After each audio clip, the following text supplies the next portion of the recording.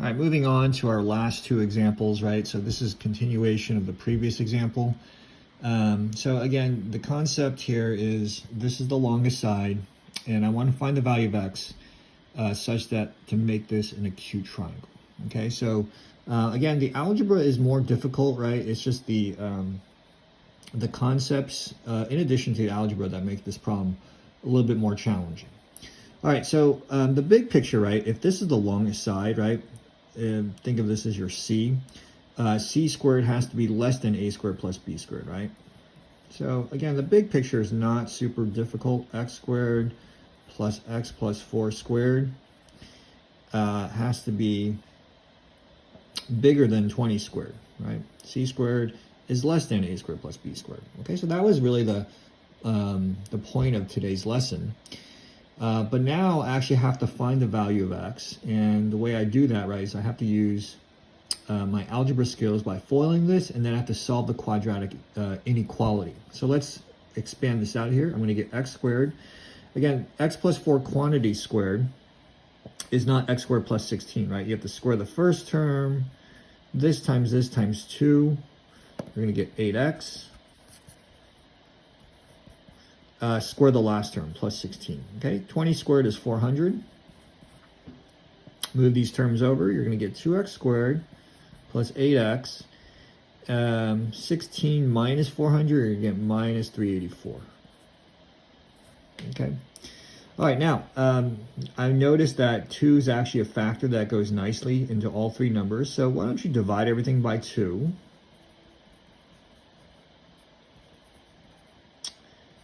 And where did the 2 go? If you divide both sides by 2, 0 divided by 2 is just 0. Okay, so 2 just disappears.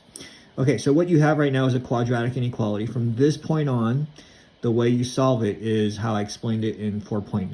Okay, 4.9, like I said, is in the previous video. All right, so this actually ends up being a nice factorable. I'm going to change my inequality symbol to an equal symbol. It actually ends up being factorable, right? 192 is a pretty big number, but if you use the quadratic formula or if you complete the square, you could still end up with these two numbers. Okay, so I'm going to get x plus 16 times x minus 12.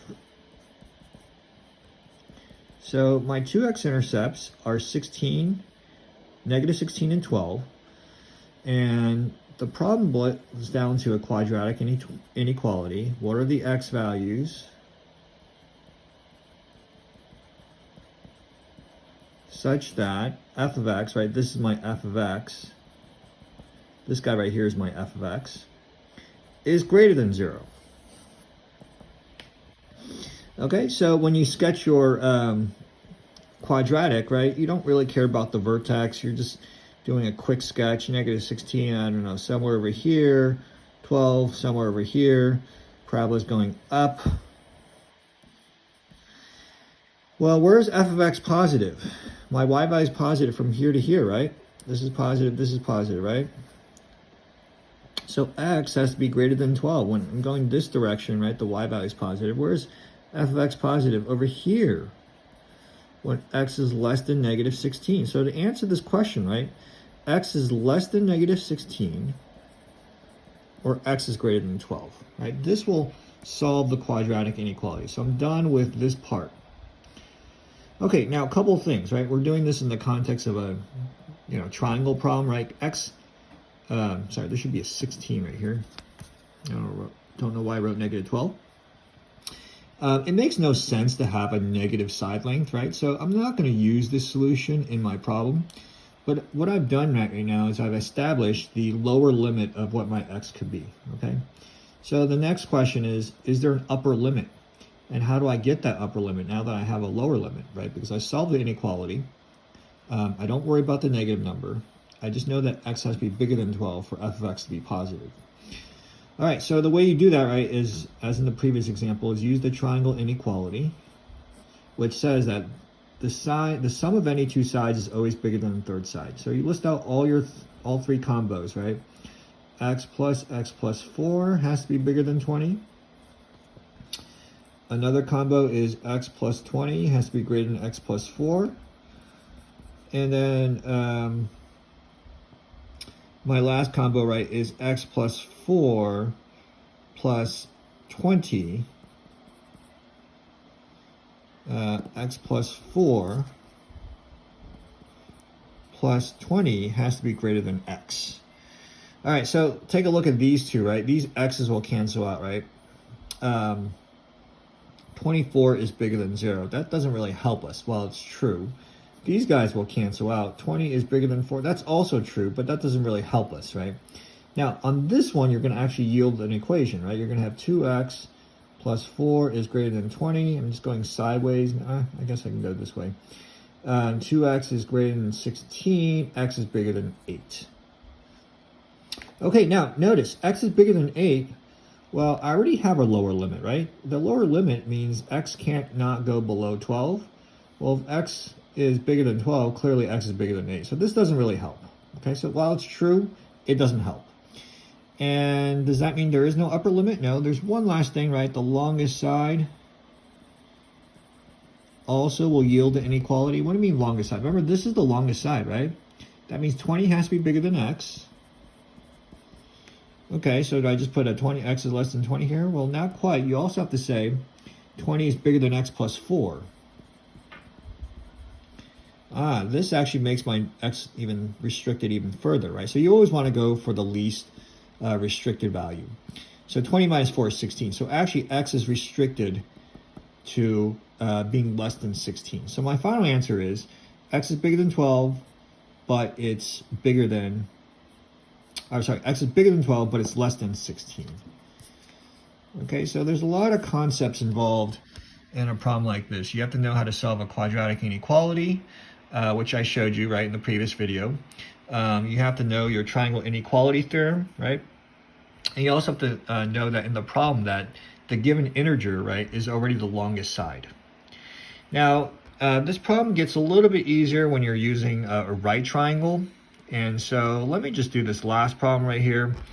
When I say easier, what I mean is that you don't have to use the triangle inequality or the longest side to get a restriction. For a right triangle, right, you know that x squared plus x minus 5 squared is equal to 24 squared, right? There is no inequality symbol.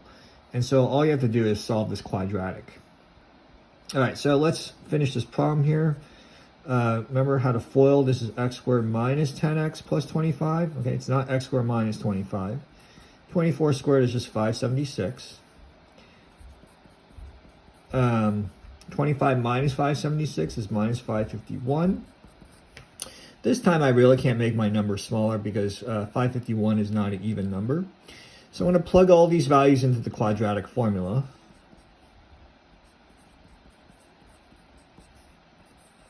Okay, negative b plus or minus b squared minus 4 times a times c all over 2 times a. All right, so when you clean this problem up here, you're going to get 10 plus or minus the square root. If you multiply all these numbers, you're going to get 4508, okay, over 4. Okay, at this point, right, if you want to simplify your radical, because I believe the solution set actually simplifies all the radicals, I'll just do that here with you on the side. 4508, right, is divisible by 2. And you can just keep going right here, right? This is, I believe it's 2754. This is an even number. That's divisible by 2. That's going to be 2 times 1127. And then you can keep going, right? This last digit usually indicates what number it's divisible by. So it's divisible by 7. And over here, you can divide by 7 one more time. You're going to get 23. Okay, so in the in my radical, the square root of 4508, just a little review, is 2 squared times 7 squared times 23, right? This cancels out. This cancels out. That's 2 times 7 root 23. Okay, so that's 14 root 23. Okay, so again, practicing the algebra skills, right? You can actually factor out a 2 here.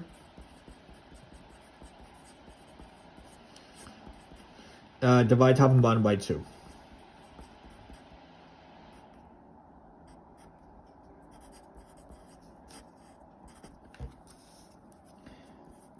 Okay, so what I want you to realize is that, again, there's a lot of typos in the solution. Again, this is actually a problem in your practice C. This is a +7, by the way.